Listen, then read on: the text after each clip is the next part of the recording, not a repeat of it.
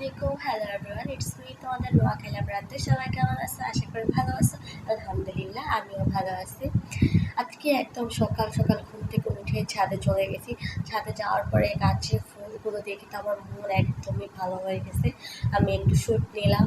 আসলে আজকে ছাদে যাওয়ার মূল উদ্দেশ্য ছিল আমার গাছকে খাবার দেওয়ার।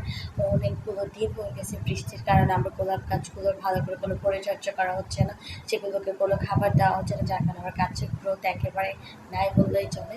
তো আমি আজকে একদম প্ল্যান করে নিয়েছি যে আমি আজকেও সবগুলো গাছ ভালো করে একদম খাবার দিয়ে দিব। তো আজকে আমি এখানের মধ্যে দিচ্ছিলাম এনপিকে 20-20-20, সেটার 2 গ্রাম করে প্রত্যেকটা টবে দিচ্ছিলাম। কারণ এটার একটা মাপ আছে, এটা মাপের অতিরিক্ত দিলে গাছ আসলে গ্রোথ হয় না, উল্টো আর ক্ষতি হয়ে যায়। তো আমি মেপে মেপে প্রত্যেকটা গাছে দিচ্ছিলাম।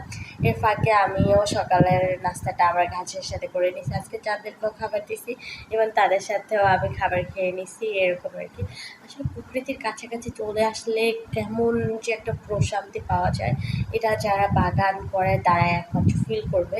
কারণ গাছ, মাটি, এগুলো যে টান, যে ঘ্রাণ, আলাদাই একটা অনুভূতি, আমি জাস্ট বলে বোঝাইতে পারবো না। তো আমি গাছগুলোকে ভালো করে খাবার দিচ্ছিলাম। আসলে গাছগুলো আমার খুবই খুবই পছন্দের। আমি এক একটা গাছ খুব পছন্দ করে কিনছি। প্রত্যেকটা কালার থেকে শুরু করে প্রত্যেকটার আইডি থেকে শুরু করে সব কিছু আমি দেখে শুনে কিনছি।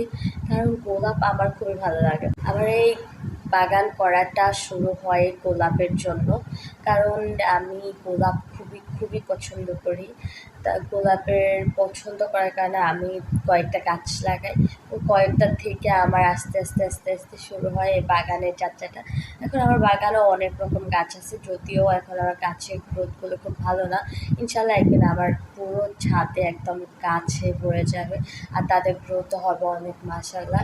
আমি জাস্ট একটু টাইম নিচ্ছি সব কিছু ভালো করে জানার জন্য, বোঝার জন্য, এই আর কি।